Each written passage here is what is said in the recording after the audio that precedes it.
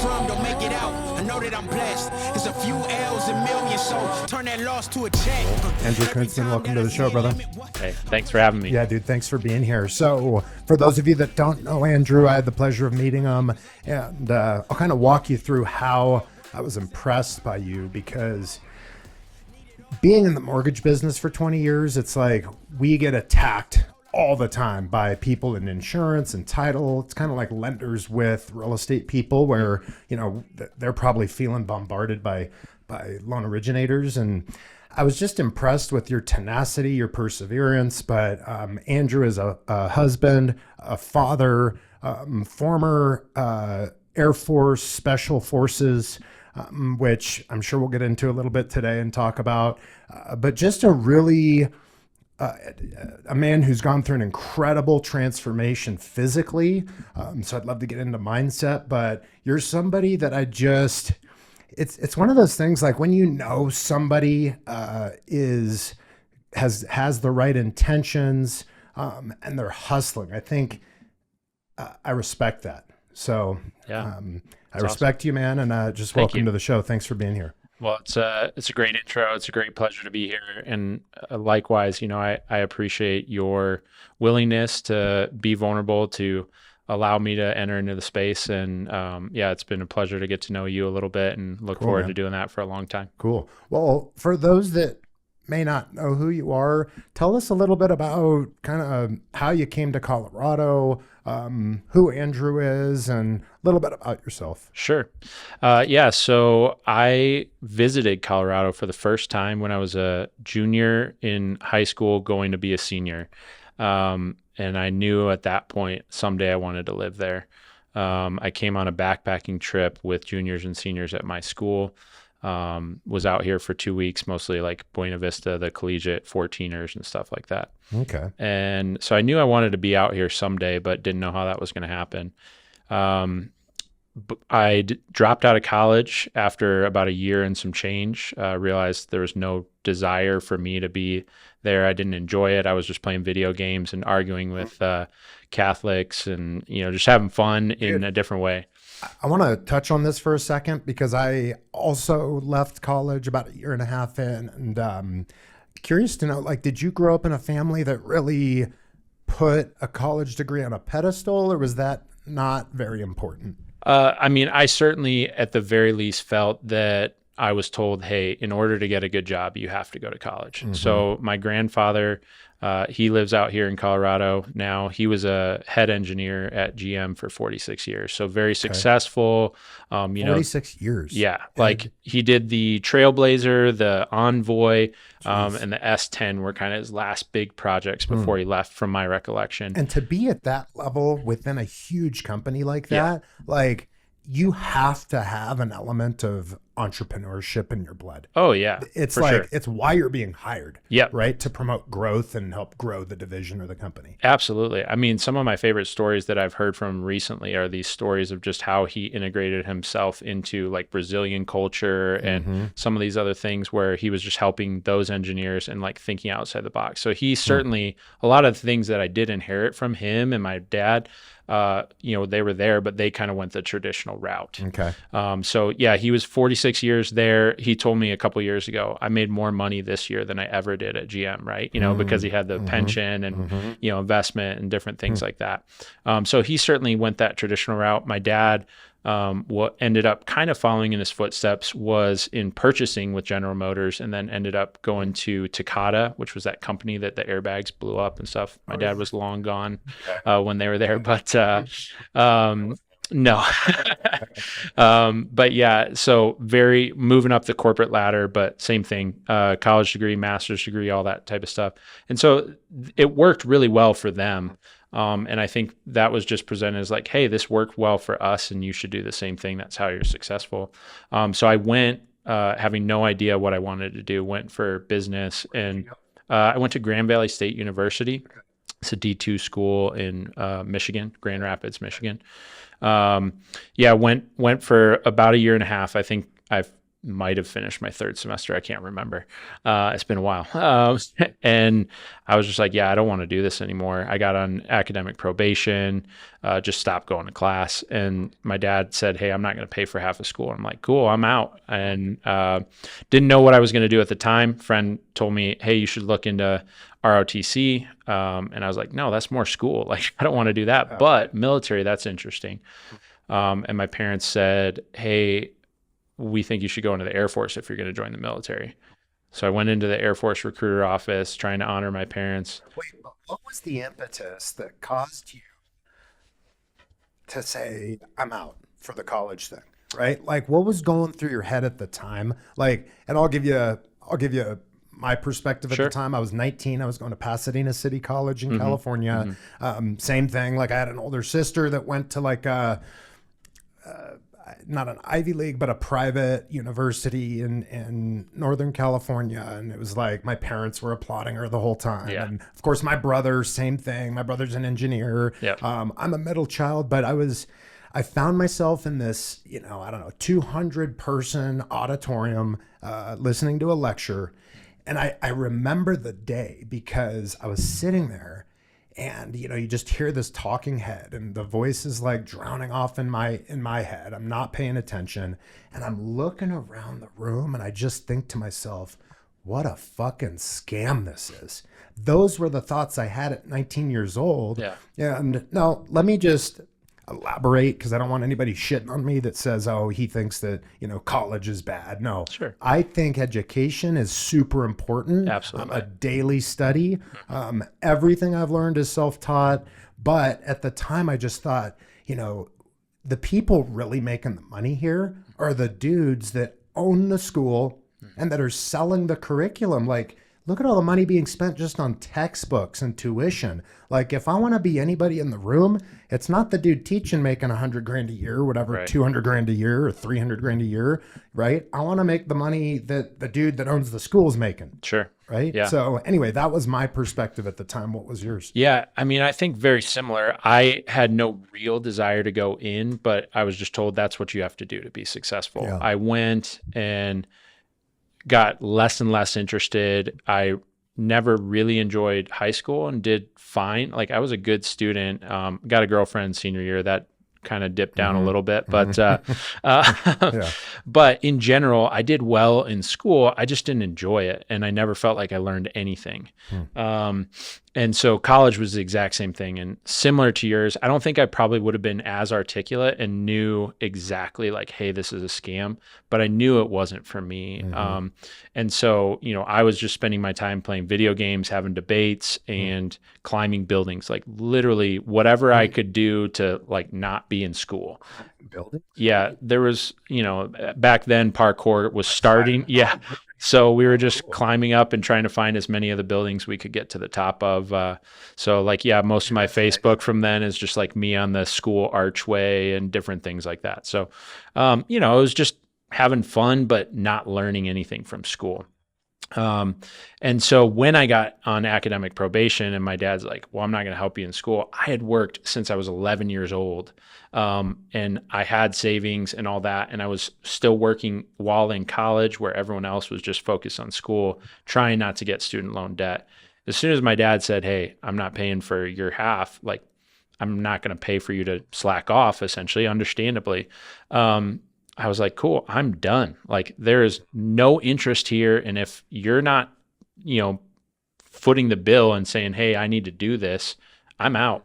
So I didn't have the direction right away, but pretty quickly, through that conversation with a friend about ROTC, I could not get my mind off the military. And so I was convinced that's what I was going to do. I wanted to go Marines, but, again, my parents said, hey, look at the Air Force. So I walked into the recruiter's office and You were a pretty hardcore dude back then, right? Because I think I was just a little crazy. I was fat and out of shape. I was strong. Like, I worked out a lot, but I got probably the freshman, 20, maybe even 25, just eating junk food all the time. You say you were a little crazy. Like, what do you think contributed to your personality or your thinking at the time, right? Like, because you had your father, your grandfather. Yeah. Was it almost like a feeling of like, man, there's this pressure to live up to, or Absolutely. okay. Yeah. Yeah. So I definitely had that. And I think now looking back, I see that, I put my dad on a pedestal. So I grew up a missionary kid. My dad is a pastor now. And I always looked at everyone in the church as like, I'm never going to measure up to that. And so I very much, I was the black sheep of the family. My brother, master's degree at Michigan State. He's best friends with Kirk Cousins. My sister was, I don't know, valedictorian, whatever, reading at age 2. I'm just like, man, I can't measure up. I can't measure up to these guys. I can't measure up to my dad. She was reading it too. Yeah. She was unbelievable. I think she got like a 34 on her ACT out of 36 or something. So yeah, I wasn't that smart. I was smart. I loved learning, but I just didn't apply it the same way as they did. I hated reading when I was a kid. My first teacher that got me to read was 3rd grade, making me read about sports. And so I at least liked sports. So she got me engaged with something I liked. Do you think that like, man, I'm never going to live up to my sister and what these sort of leadership role men in my life have been able to accomplish? Do you feel like at the time it led to feelings of insecurity or feelings of like you needed validation from either women or men in your life to feel better about yourself? Or yeah, absolutely. I mean, I was all state in soccer. I was one of the fastest white kids at my school in Detroit, Michigan. And, like I loved everything about sports and I was successful and I did well in school, but I still never felt like I was even close to those around me. So I always was striving to be better. So yes, absolutely. I think initially, going into all the things I went to, it was, trying to live up, measure up, to get that validation. Do I look at it that way now? No, not really, but I'm glad I went through that to kind of see I don't need other people's validation. I'm valuable in who I am now. So, I'm super thankful for the journey I went on, but yeah, that certainly led to kind of going in and seeing the special operations sign when I walk in. I'm like, that, like you knew that. Yeah. So did you feel valuable before going into special ops, or was it not until after where you're like, I know that I'm worth it? That's, I would say I certainly had moments of, feeling value and being proud in my accomplishments. But I do distinctly remember the very first time that I felt like my family was proud of me. And I know this wasn't true, but, I felt like the first time they were proud of me was when I graduated basic training as an honor grad in basic. My grandpa, who we talked about earlier, he has this epic whistle that's just so loud, and I've known it, like you'll know it forever, right? Like the 2 fingers. Yeah, but he just does it with his mouth, but it's way louder than most people do with their fingers. And so I had no idea he was coming. My parents and my sister and my grandpa came to my graduation. We were like running, and probably from a quarter mile away, he saw us coming and whistled. And I looked right in that direction of the whistle and saw them. And I think in that moment was the first moment that I was like, oh, my family's proud of me. That's awesome. Yeah. So it was, that's something I'll never forget, that feeling, but I know that they were proud of me long before that. I just didn't realize at the time, I was working out my own struggles. What do you think are some things, like, for somebody that's listening to this that maybe has never had that moment where somebody kind of believed in them or was proud of them before they believed in themselves, before they were proud of what they have done?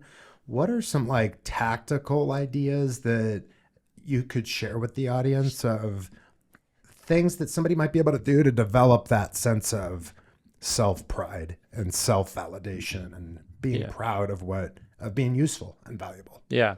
I mean, I think all along the way, even growing up when I was like striving for that validation and now, I think the biggest thing that's gotten me through situations is taking steps of action, even if they're little ones. I do sometimes get stuck, and I kind of look at it like in the military, we did a lot of treading water, and it was my least favorite thing. There's times where I have felt overwhelmed and don't even know where to start. I'm not the most organized person in the world. And And so if you know a good assistant, I might need one, but, yeah, so I'll sometimes get overwhelmed and get paralyzed for a moment, but it's in those moments of, okay, I have to take a step. I have to take a step forward, whatever it is. Taking that first step and moving in a direction has always led to one later validation of like, hey, of course I can do this. I just needed to take the step instead of getting paralyzed by fear and what's in front of me.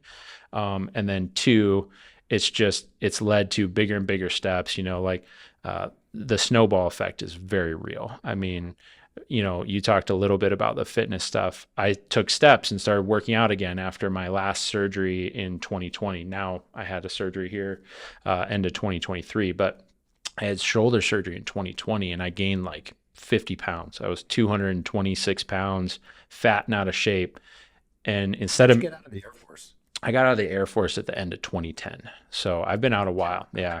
Okay. September of 2010. So it's been a while.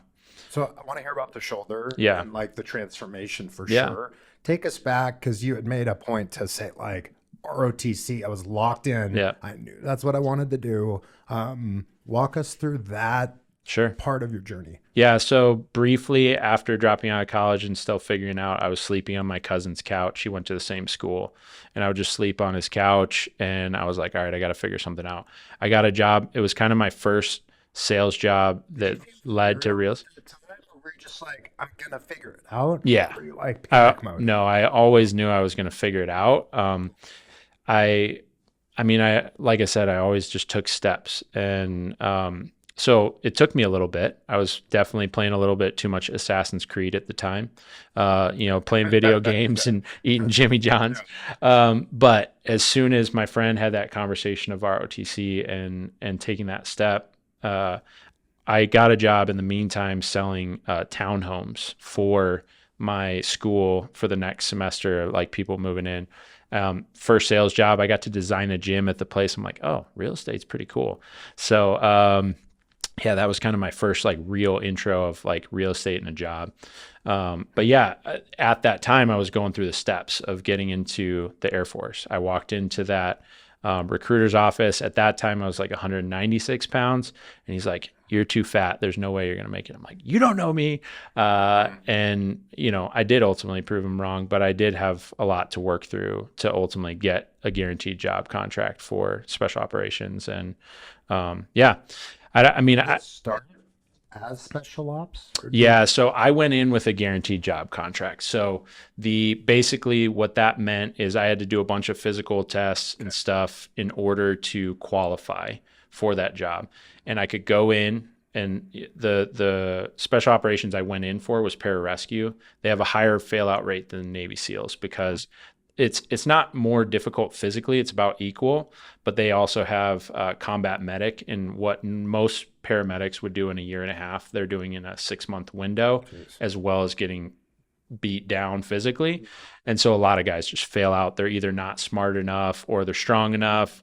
But then they get hurt. And so, their fail out rate's actually higher than the SEALs. And so they're really using like compression to determine who was staying there. Right? Yeah, absolutely. But I mean, my class, even in the first 12 weeks, it started with 93. They graduated 7. I wasn't one of those graduating in that special operations. I had my first shoulder surgery from that. What happened? I had 39 dislocations and I was beating the top guy in the class. He was a much better swimmer than me. Swimming was always my weak point, but I was crushing him on running and push-ups, pull-ups.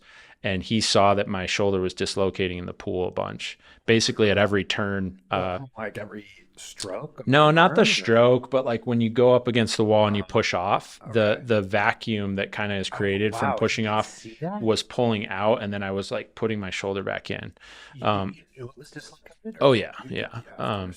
And so he didn't like that I was beating him on a lot of stuff, so he told on me. And so a little bitch, man. Did you? I actually don't remember that guy's last name. I know so many of my friends from from that time frame, and I've connected with more as, you know, social media has gotten bigger and bigger. And I'm great friends with a lot of them, but him, I cannot remember for the life of me. So hopefully I run into somebody that will be like, it was that guy. And then I can be like, dude, ultimately you made me into what I am today. And you know, I'm thankful. But yeah, I mean, wait, 39 yeah, yes. dislocations? It got so bad that I was starting to like wake repetitively. up. Yeah, I was starting to wake up with my shoulder out of place, like arm completely numb. I'd have to like put it back in the morning. So it was really getting bad, and he probably did me a favor. On your side? Yeah, I'm a side sleeper. Yeah, it took a while. I got kind of belly sleeping for a while because of my shoulder, and I hated sleeping on my back. So, but yeah, now I sleep on my side. Yeah. This is gonna sound like kind of wimpy, I'm sure, compared to 39 dislocations. But dude, I have this thing where I'm a side sleeper, right? And like I put my my hands like this, right? But either I'm fucking up my shoulder and it's not being dislocated, but it just hurts and like numb and all that shit, like you described. Yeah. But I would smash my forehead, dude. So even to this day, when I wake up, I have these vertical lines in my. Okay.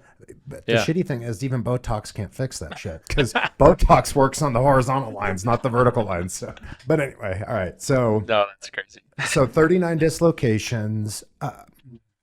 Was it then that you started to gain some weight, or? No, so man, I got in really good shape. So really quickly, the instructor said, "Hey, you need to go get surgery. Or you need to go talk to a doctor." I skipped that appointment, said I was fine. The doctor called and was like, classic. Yeah. And they're like, "Hey, I thought you said it was fine." I was like, "Yeah." And they're like, doctor called, you skipped your appointment. So I got in, you know, a bunch of trouble, and they're like, you have to actually go this time. So I went, they're like, your labrum's completely torn and it's trying to like repair itself back here. You know, they do an MRI with, you know, dye or whatever. And so, yeah, I was going to continue to have that problem. They made me see a psychologist because of that. Again, I'm a little crazy, right? The psychologist is like, what were you going to do if you were downrange and your shoulder dislocated? I'm like, I have another arm, don't I? Like, I'm fine. He's like, that's a good answer, but I don't think the Air Force is going to like that. So that they set me back and they said, it's going to be a 9-month recovery. I'm 20 years old at the time. And I was like, there's no way I can't sit around here for 9 months with all the quitters and washouts and stuff like that. Like, that's just going to be bad for my health, my every state of it. So I had permission from the pararescue cadre to like essentially just work out all day and get back in shape. So I was doing 3 times a day therapy. So I was doing pool therapy, meeting with a therapist every day, physical therapist every day of the week. And then I was doing my own strength training stuff. So honestly, that was probably the best or second best shape I got in my life. When I was in training, I could only do underwaters, which was a, you know, full 25-meter swim underwater without your breath. I could do that 10 times before I'd struggle. By the time I got done with that training and my shoulder, I literally could have breezed through anything. I could go down to one end of the pool, back down the other side, and then almost make it a 4th time. So, I mean, I was in so much better shape. I got waterproof headphones and was listening to music, swimming 4,000 meters a day, and I got better in 4.5 months. So no, that was honestly one of the best times. It was like, I'm literally a paid athlete. Like I just got to work out and but that also probably increased my arrogance. I'm like, I'm going to crush everything in this training and there's nothing they can do to bring me down. And the instructors that were over all the quitters and washouts is what they were called. They hated me. They were like, no, you need to do chores. I'm like, talk to the cadre. Like, you know, I have this note, you can't touch me. And I knew I was going to get in trouble. That's how I ended up in TAC P, which is the special operations I ended up in, calling in airstrikes versus rescuing people. So very, very different side of things. But they took me in October where pararescue said they couldn't get me into a class until January. And so I was like, I just need to take whatever I can take and move to Florida, the AFSOC headquarters, which is the Air Force Special Operation Command in Florida. Got to, you know, go into a different special operations and yeah. Did you ever do any deployments as a para? No, actually, so crazy enough, all the training I went through, I never got to deploy. So with that setback, I had a setback of 4 weeks in TAC-P training. I lost my weapon in the swamp lands of Florida, and that's an automatic setback, which makes sense. Like if you're downrange and you don't have a weapon, you're kind of screwed. So they set me back 4 weeks, and then I graduated, distinguished graduate of my class. So they basically said, hey, if you don't have the ability to secure your weapon and you lose it, Yeah. you're like dinged for that, basically. Yeah, so we would have these night navigation where you're like going through the swamps and wood, 3 to 5 kilometers during the night, and you had like a time limit to do it. And I was always one of the first ones done. I loved it. But yeah, one night they have these trip me not vines there, and it's just this vine that just spreads over everything, and it literally will cover the creek. So I was walking on that stuff and like tripped, and my weapon fell off somewhere in there, and I searched for it for like 30 minutes and still made it back to my no, it's a fake it was a fake assault rifle that I was just holding, but I could not find it in the dark. We just had a red light, that's it. You were in a swamp?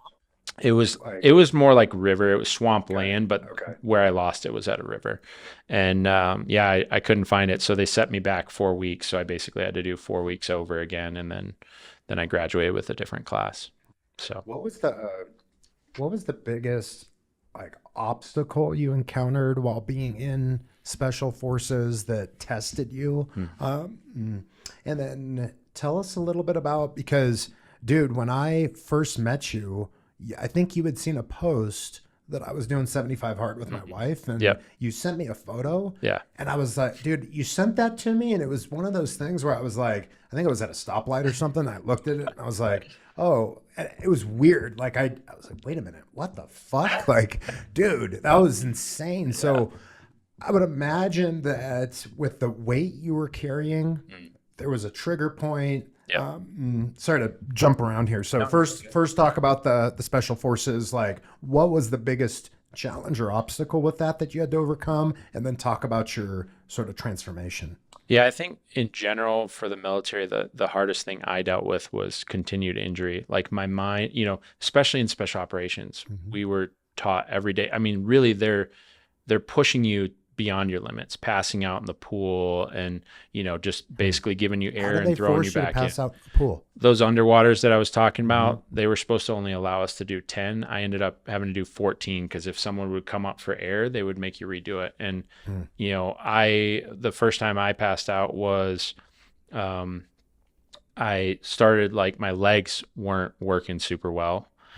They take a lot of oxygen, right? I was getting stressed, and again, these underwaters are designed to produce stress. You're just swimming a distance, you're supposed to be super efficient and swim the 25 meters, and then we had to freestyle back, and we had 1:30 to do that, and it took about a minute to swim there and then freestyle back, so you had 30 seconds to rest. Exactly, underwater all the way, freestyle. Like, is that a lap in an Olympic pool? Okay. Underwater the whole way? That's a distance, man. Yeah, no, and it was. And so each time you're getting a little bit less oxygen, a little less recovery, right? Like, from 75 hard, if you're working hard, the further into your workout, the same thing will put your heart rate closer to that max.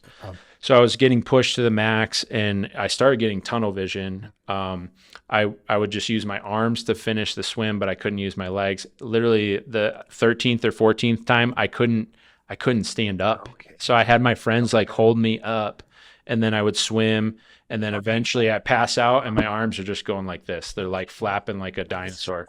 Yeah. Like rescuers that are like there's- immediately jumping on Yeah. you. There's guys everywhere. They pull me out, give me oxygen, and then we like went back at it.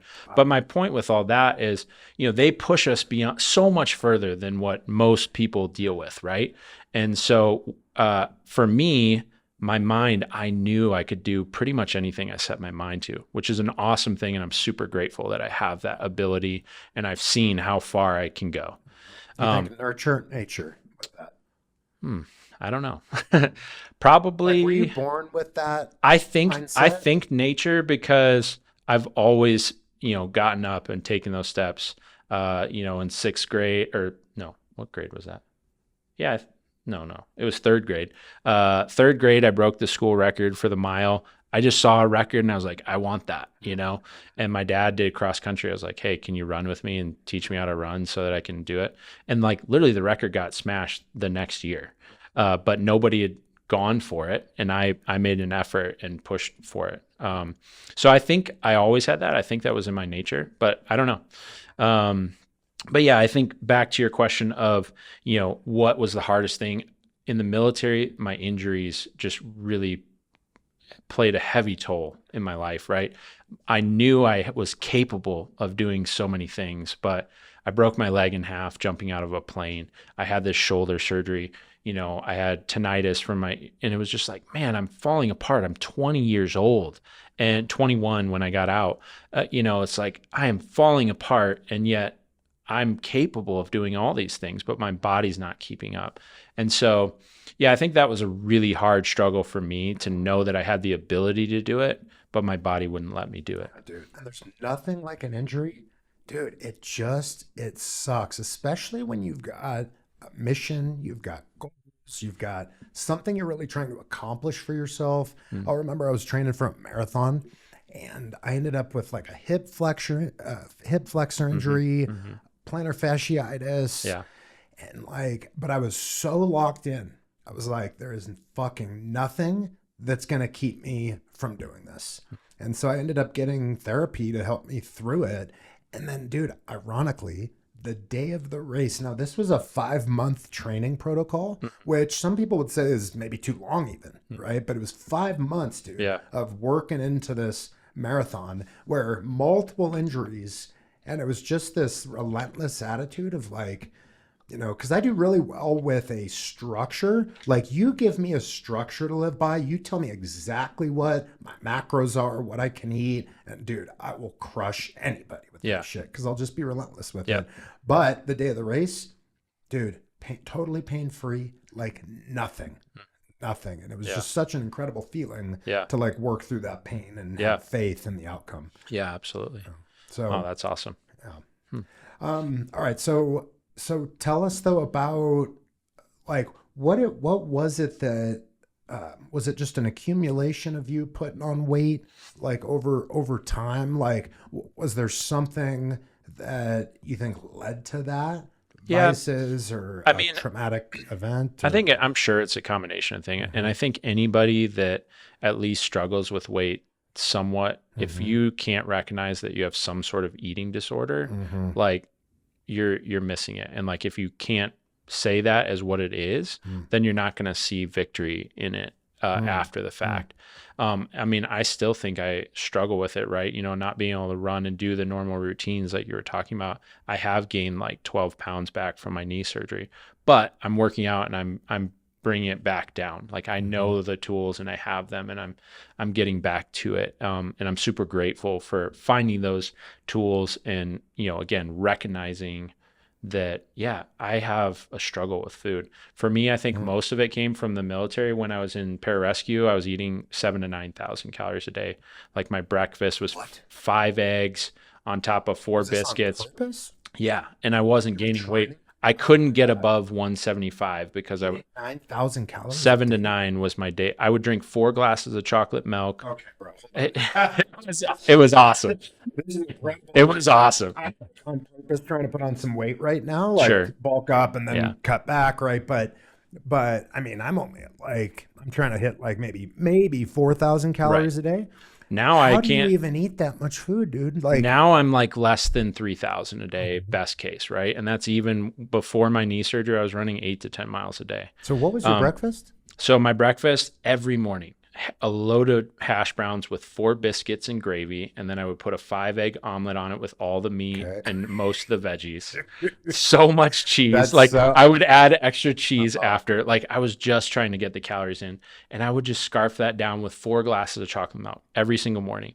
And then at lunch, it was like any meat they had, especially if it was fried, like whatever I could get that was high calorie and eat as fast as I could. Were you working out at all? Yeah, I was working out like 10 hours a day. That's why. Yeah, during thing. special Okay, got it, operations. got Yeah. it. So it was, I mean, it was ridiculous. And so to me, though, I think that kind of caused this problem in me. I could never get enough food at the time, and I was eating so fast and so much. And I mean, I would always finish my plate, and so How much weight did you get up to during that during time? that, I never got above 175 because I was working out so much. Okay. When I reduced down to like probably 5 to 7,000 calories, and I was only working 5 or 6 hours a day, I got to about 185. That was probably my like fittest and like strongest, just lean, 185 pounds, just jacked. And that was after, the swimming was eliminated and it was just running and rucking and stuff like that. So the swimming just absolutely burns calories, and we were doing hours of it, on a regular basis. So no matter what I could do, I could not gain weight. But to me, I think that caused some of my, misconceptions, so to speak, with food. It's like, oh yeah, no, of course I need to eat. It's like, no, you actually don't. And I need to slow down. I actually really appreciate you saying that because, and this might have been just a sort of an epiphany I had in the last couple weeks, but I remember having this thought that, like, dude, I struggle with food amongst other things, Yeah. right? But like, I struggle with food, dude. Like, I can eat well during the day, and then like at night, I'll just want to fucking destroy candy and Yep. ice cream, like sugar, right? Yep.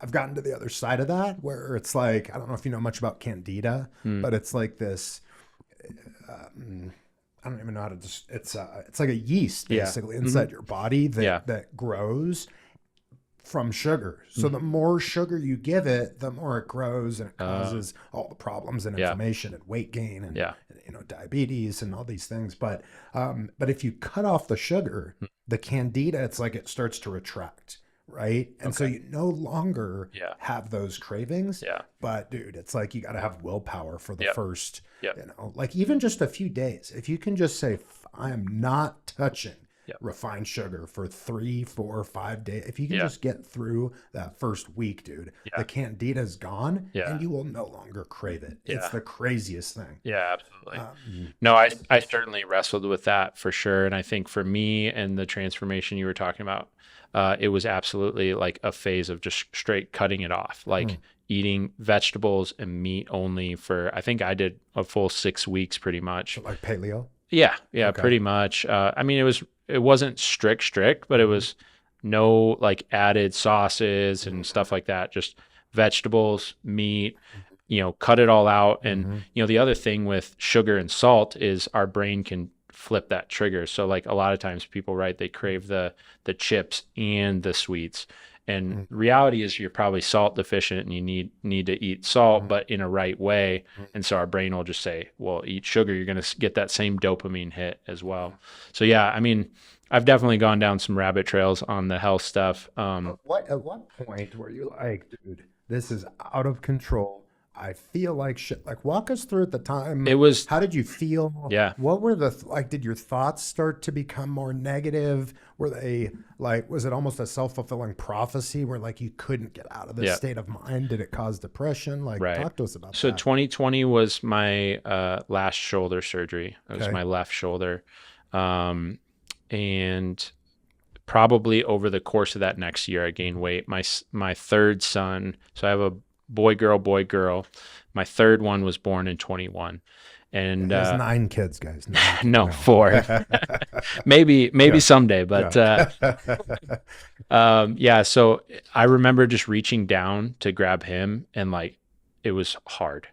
And I was like, this is messed up. I have all these pictures of like throwing my other son 10 feet up in the air and like just these crazy sweet photos of, being able to do anything and everything I wanted to do for him. But the shoulder and the excuses, like I'm fat, I look miserable, I feel miserable, and I can't even be the father or husband that I'm supposed to be. And so, around that time, like after he was born in 21, I started working out, but I wasn't really losing weight. I lost, maybe 5 pounds in 3 months or something, but food. And so ultimately I was like, I'm not making progress. I'm getting stronger, but I'm still out of shape. It's hard to tie my shoes. This is ridiculous. And so I bit the bullet. And even though I knew things were going to change, like in my career, I was like, I'm going to hire a nutritionist. And so I hired a nutritionist, dialed everything in, had that 6-week reset phase.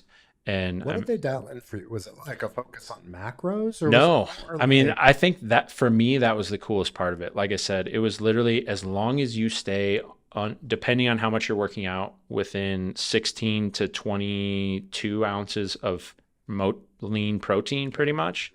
And then whatever vegetables you want, eat them, not a ton of carrots and the sugary vegetables, but like as long as they're leafy green and, slight variations of that, no sweet potatoes, stuff like that, go to town. And I ate like that for 6 weeks. Then you start adding that in, right?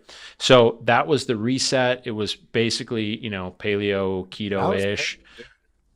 I'm telling you right now, like if you're listening to this and you are struggling with your weight, man, there is nothing like a fucking paleo diet. And I understand like everybody's different. Dude, test me on this. If you are struggling with weight and you go to lean protein, high quality, steak, chicken, pork, fish, and just vegetables, leafy greens, the key is nothing processed, right? Yep. I think that was a big aha moment for me, is like realizing how much shit, right? Because and you go to stores now and everything is like a goddamn specialty item, right? And so it's like, so much of what we eat is processed. If you just cut that out and do paleo, you will make dramatic improvements to your physique. Yeah. Well, and you were saying probably with the candida, I didn't know specifically on that, but I didn't crave the same things. And I would eat something sweet after, and I'm like, ugh, I don't want that. Like, I don't feel good after eating that. And so it legitimately changed like my desires and my wants. And so that reset was huge. But for me, again, kind of to the accountability, I think I had to have, yes, I want to do this, but I don't know how. I had that. I just threw $3,500 at a guy to make this 90-day transformation.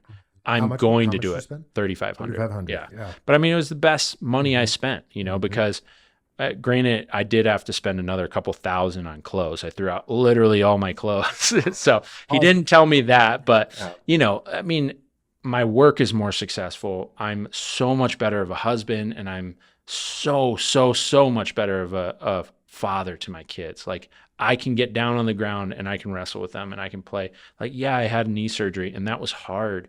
But I still have those tools and I'm still bouncing back, and I'm not going back that way anymore. I know what that was like. I don't ever want to see that again. Dude, it's unfortunate that human beings sometimes have to experience loss to develop their gratitude towards something, right? Yeah. And it's a shame, but at the same time, it's something we should actually be grateful for, because without being able to experience that loss, there are certain things that we would just take for granted forever. Right. Yeah. Health is such a big one, dude. Yeah. And I think it's overlooked a lot, right? Because it's like why the cigarette smoker just, right? Because they're not dying now. Right. But 40 years from now, they've got fucking emphysema and they're going to die. Yeah. But with health, it's, dude, the energy, man, that's the deal. Especially as a father. Yeah.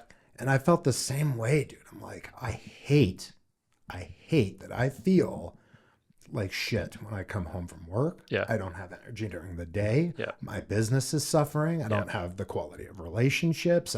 It's like the weekend comes. I don't want to go out with my family because I'm just wanting to recover and sleep. And then it's like it leads into that depression. And anyway, so that's cool that you had the opportunity to do that. And I think it's cool too that you spent money on doing it. Like, guys, be willing to invest in yourself, right? Like, sometimes you've got to pay attention, Yeah. Right. Like if you're not spending money to get somebody to help you, Yeah. like, look, the truth is you can probably get a lot of information online, but there's a difference when you hire a pro that's going to work with your specific body type, problem, struggle, give you a plan. It takes the guesswork out of it. Yep. And then they can hold you accountable, dude. And you get to the other side of that.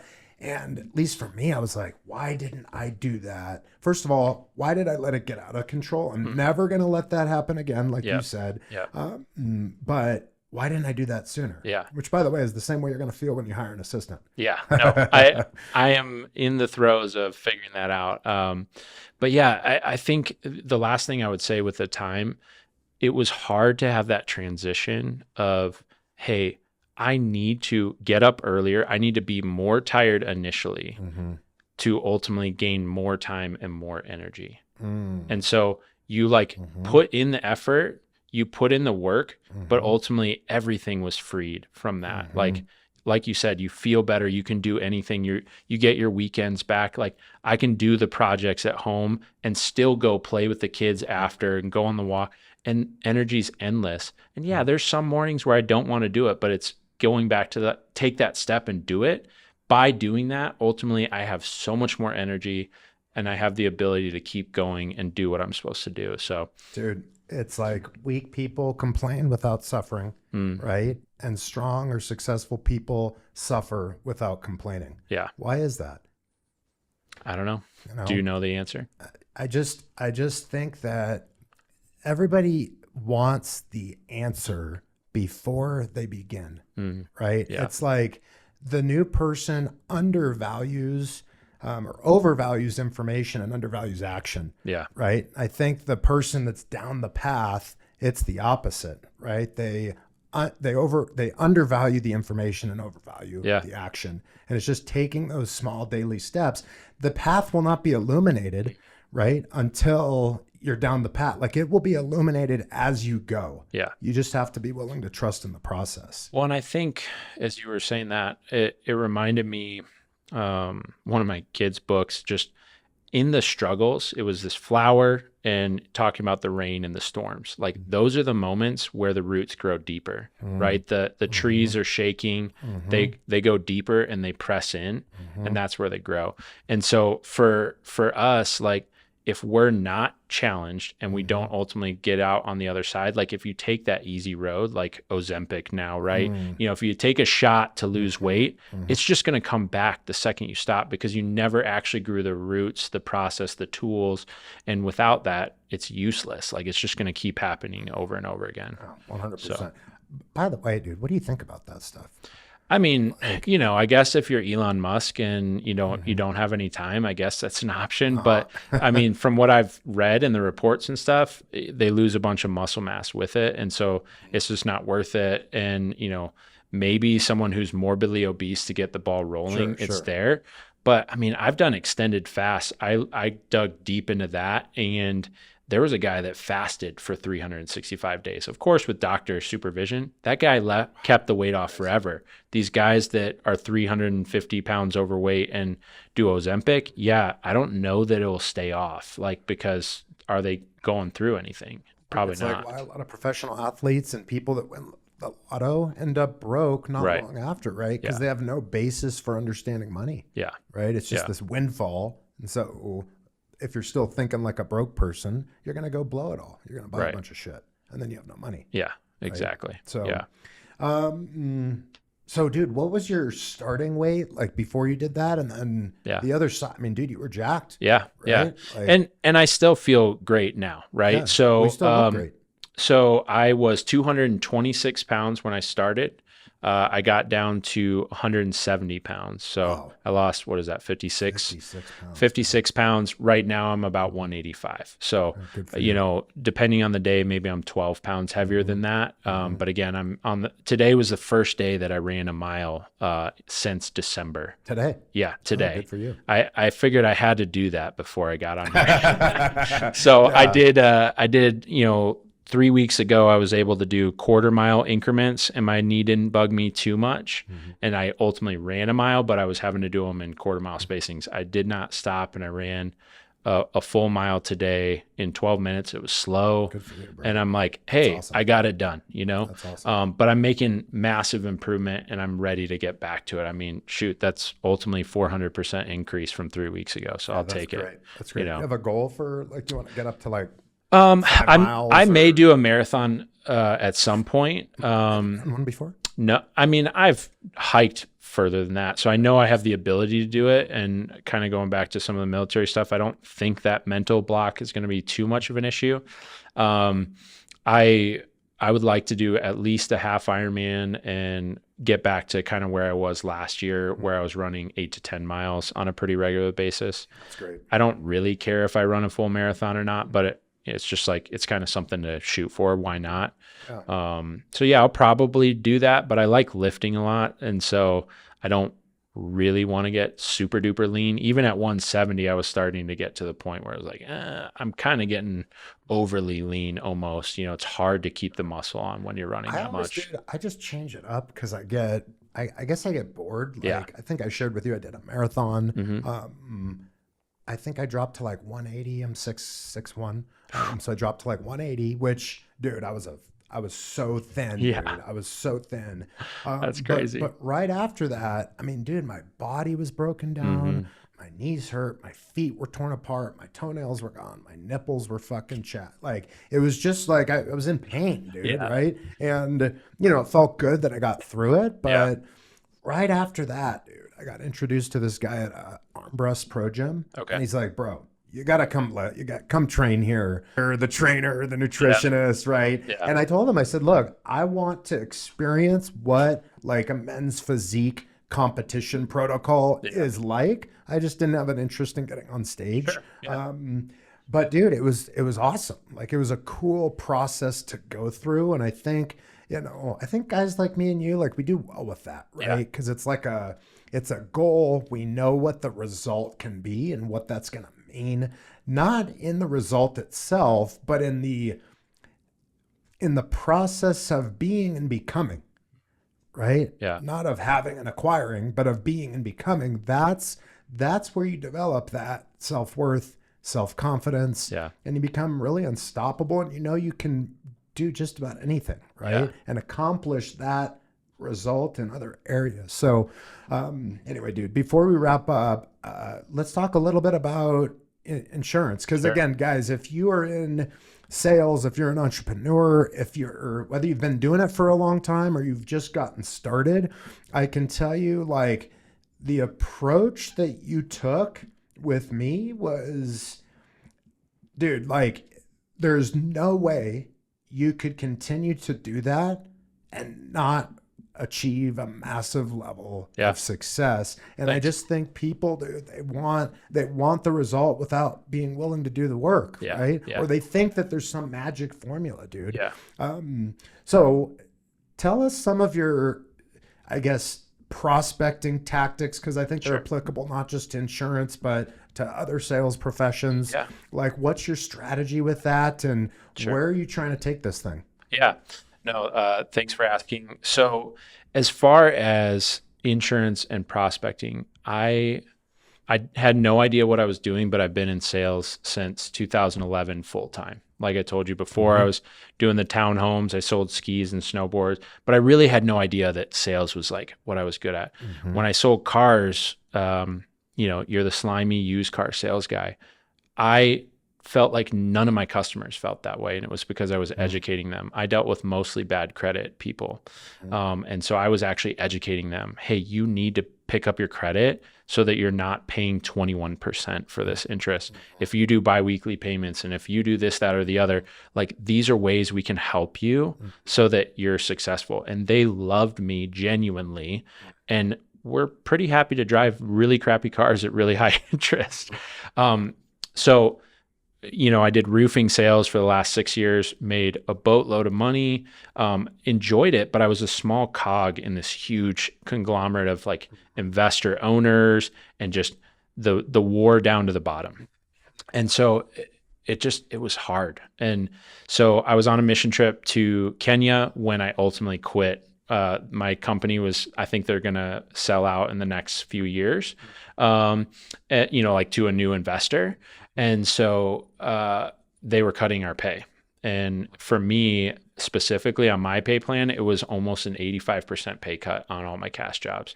I had already been praying about like a transition. This was an 85% pay cut on the commission? Yeah. Which 60% of my income at least. Increase in like base or anything? Nope. Jesus. And so for me, it made no sense. Granted, that was on the cash jobs and insurance stayed about the same, but it felt like an affirmation of what my wife and I had been praying about. We were already considering insurance. So this was back in the beginning of 2023.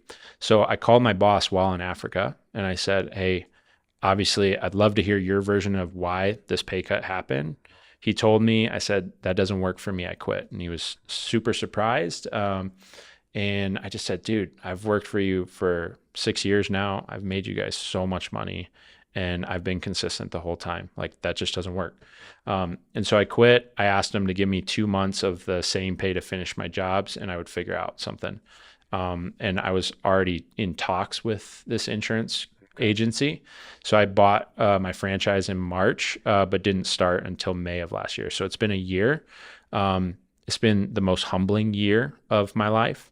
Going from multiple 6 figures and like hardly working to working 50, 60 hours a week and making a couple of these months $1,000 and then having knee surgery on top of it and a blood clot. I couldn't work for 3 months. So, I mean, legitimately we went from buy whatever you want to we're going to be on food stamps. Like this is dramatically different. But all throughout that process, I knew if I'm consistent, results would happen. So during the 3 months where I was on a blood clot, my income just kept trickling down. Before my knee surgery, I had a record month in November, and then December was a little bit less. January was less. And so again, it reaffirmed what I needed to do. I needed to get back out in front of me. So as soon as I got permission to be out and like, hey, you're not going to make your blood clot any worse, I just hit the pavement and I was back at it, talking with people that I had talked with before, and then also just getting in front of new people. And so for me, was this like just massive action? Like, did you put together a list of people to target? Like, how were you identifying opportunities? Sure. Like for example, you came up because I office now with Patrick Langhans and he's with Cross Country. So I looked at all the lists of cross country mortgage people. I know you've had Gavin on the show. I've talked with Gavin, I've talked with all the different people. So to me, I've always felt like, hey, whatever network I do have, how am I going to leverage that? And so I was already working with some people in cross country. So I figured I'd start talking with more people across country, say, hey, this is the service I've provided for others. Why can't I do the same thing for you? The same thing, but like you were saying, you get blown up by insurance people all the time. So I took a different approach and said, I'm going to start focusing on realtors. Realtors are what mortgage people need anyway. And then if I can introduce them to lenders, they're going to be more thankful that I'm bringing them new people in their book. And then they're more likely to send stuff to me. And so throughout the process, I certainly am always adaptable and pivot. Like I focus very heavily on lenders at first, but every time I'd go in, it's like, oh yeah, Goosehead, I've heard of you guys. Leave me alone. I have a guy, whatever. Instead, I was like, how can I bring value not only to my clients, which is the biggest thing I love about insurance now, because nobody understands insurance. And so it's very easy to educate and add value to your clients. But it's how can I add value to whoever I'm working with? And clearly, I've been able to connect with people. And so how can I be a connector of realtors and lenders? And how can I be a connector of, title people with the right real estate agent, whatever along the way, and stop thinking about what I'm going to get out of it and know that ultimately it's going to pay dividends in the end and doing the right thing throughout that process. So, dude, I feel like I struggle with that. Like, I'm curious to know how you approach this. So let's say you have somebody that you're going after. You're like, how can I add value? Okay. And let's say that they're a big potential whale client. Yep. Right? Like it could mean a big improvement to your income or your business if you land the account. So you're constantly finding ways to add value. Okay. And now you've added value for 6 months, not a year.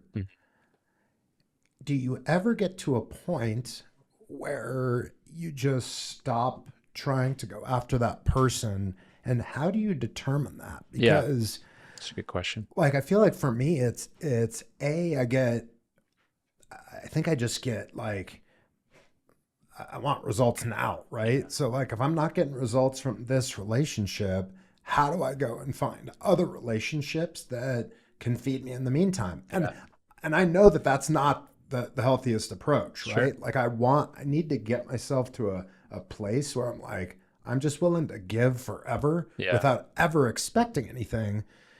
At the same time, we're in business to make a profit. So like, how do you tote that line, man? No, again, I would love to continue to grow in this, but I think in general, as my organization and ultimately my assistant, helps me be organized, I'll be able to do it better. But I think the biggest thing I try and do is, as I feel either less and less likely that something's going to happen, I'll move them to a different tier, A, B, and C tier, right? So C tier referral partners for me, I'm like, hey, I've spent 6 months and I still haven't gotten business. But literally last week, I got a client. It's been almost a year. He was one of the first people that I reached out to. Nothing. Oh, I have a good friend that's a real estate or insurance agent, all the same stuff. But what it was the genuine consistency, but also adding value. Like I think I told you a while ago, I started doing Instagram because seemingly realtors and lenders are all on there. I have 11,000 connections on LinkedIn, but nobody was really engaging with that crowd. So I was like, okay, I'll go where everyone else is at. And so I started engaging in his content, and I saw on Facebook, he posted something personal about his daughter and a crested gecko. We have a crested gecko. And I literally was just like, hey dude, that's awesome. That's a sweet cage. My son has a crested gecko, a Chihuahua gecko, and these 2 leopard geckos. But it was that commonality that literally the next day he sent me a lead. And so I don't always know that it's going to go to any place, and I'm not like putting a lot of effort into it anymore, if they're a C tier person, but I'm not going to just ignore all that hard work. So I'll still stay consistent. If I see something that can genuinely engage with and is relatable, then I'll do it, because still ultimately I'm adding value to them. My name's still getting out there for other people to see. Like, he's a big lender, so other real estate agents will see that and say, oh, Andrew's still around, why wouldn't I work with him? So net, it's still worth it. I just don't put as much effort.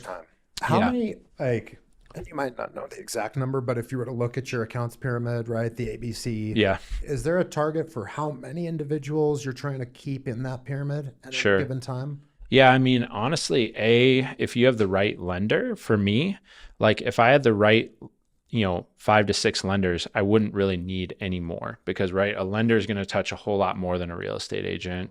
And then real estate agent obviously has listing and buying stuff. So half their equation is potentially wiped out, if not more. So yeah, I certainly want, 5 to 10 lenders for me personally that are like, hey, these are my people. And each one of them I know intimately. I know which clients I would send to them personally. Again, I'm not just trying to get stuff from them. It's like, you completed 75 hard. We have these fitness things that like we initially connected on, but there's so much more that we can connect on. And so how can my clients relate to you, or my friends that are looking to buy, and do the same thing for others. So yeah, 5 to 10 is kind of in my A.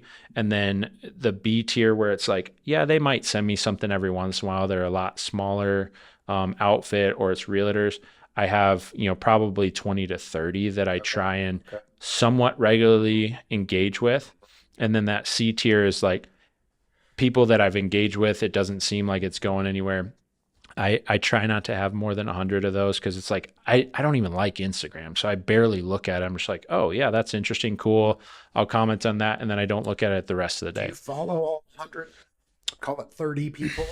I think I'm at like 70 followers that are following me on Instagram. So I'm still very new. Yeah, I have probably 160. So right about those numbers that I have are in there. There are some that I would still call C tier that really I haven't put enough effort in. Like maybe they'll move to a B tier, but I'm just like, oh, that's a connection. Oh, that's Darik's best friend. I should probably engage with them a little bit so that I'm bringing Darik's content to them more often, and I'm bringing my content to them as well. That's cool, man. So how much do you spend a certain amount of time each day on Instagram, looking at stuff? Is it in your calendar where you're not all the time all over the place with I it? try and just look at it in the morning and in the evening before I go home. And then I might reply to messages, or if people commented or whatever, try and do that in the middle of the day.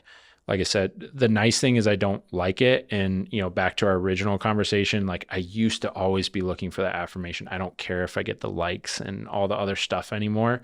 I know that just kind of comes organically, and it's not really about that. And so for me, I don't get a whole lot of, a dopamine hit from any of it. So I look at Instagram very differently than I think a lot of people do.